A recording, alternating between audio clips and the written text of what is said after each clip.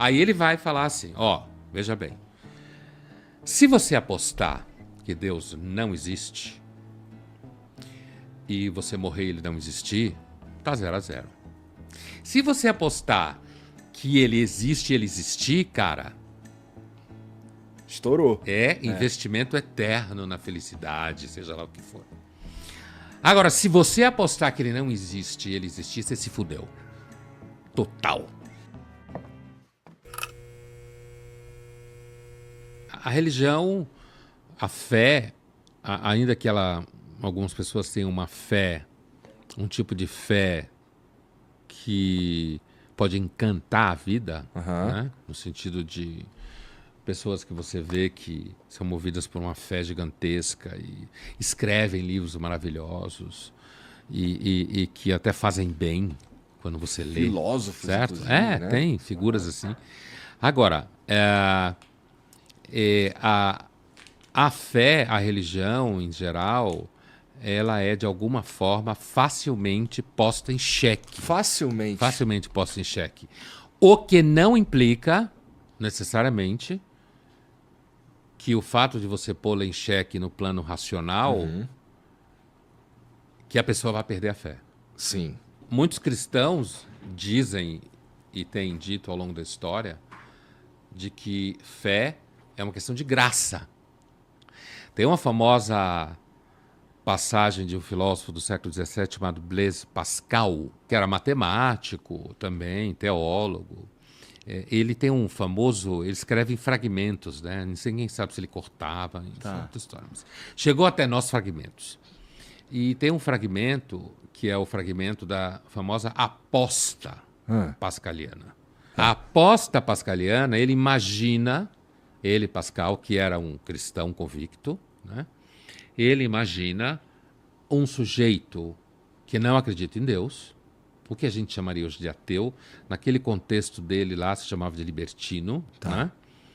E ele imagina esse cara e ele imagina tentando explicar para esse cara que em termos de probabilidade é melhor acreditar em Deus. Tá. Pascal é um dos fundadores do cálculo de probabilidades. Tá. Era De certa matemático. forma, eu concordo. Então, aí ele vai falar assim, ó, veja bem, se você apostar que Deus não existe e você morrer e ele não existir, tá 0-0. Se você apostar que ele existe e ele existir, cara, estourou. É investimento eterno na felicidade, seja lá o que for. Agora, se você apostar que ele não existe e ele existir, você se fudeu. Total, né?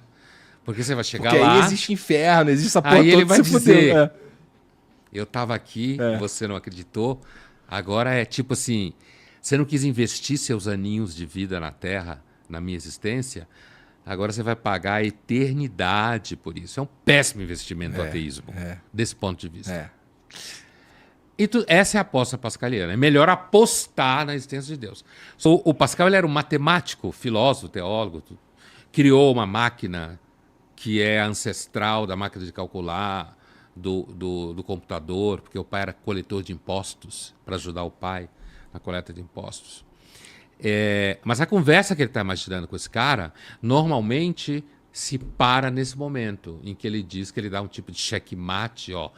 Do ponto de vista de probabilidade, se você investir na existência de Deus e ele não existir, você morreu e acabou, né? Agora, o contrário é uma perda que você vai ter que realizar muito alta. Então, do ponto de vista da lógica de probabilidades, é melhor você viver como se Deus existisse, né?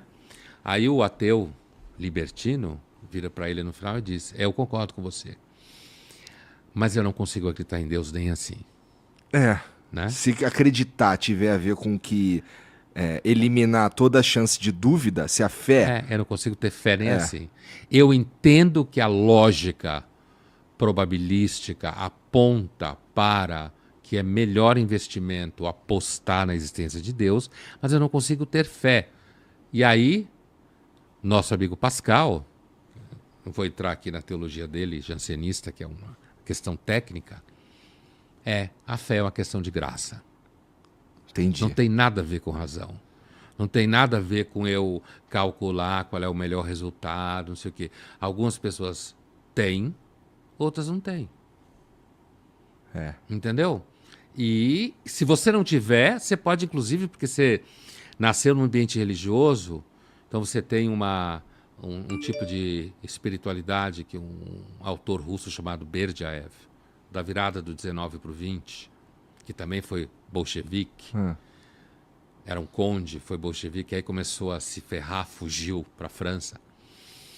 Mas assim, o Berdyaev, ele falava que a maior parte das pessoas tem uma espiritualidade patrimonial, como ele falava. Quer dizer, você nasce nesse ambiente. Ambiente religioso. Eu acho que se eu tivesse nascido nesse ambiente aí, eu acho que eu questionaria mais ainda. Então, ele quer dizer que essa fé patrimonial, ela não tem muita firmeza. Tá. Entendeu? Ela não tem, porque você nasceu aí, é uma espécie de patrimônio que você herda, dos hábitos que você tem, que sua família tem. E aí ele opõe esse tipo de fé, um outro tipo de fé, que ele chama de uma espécie assim, de fé.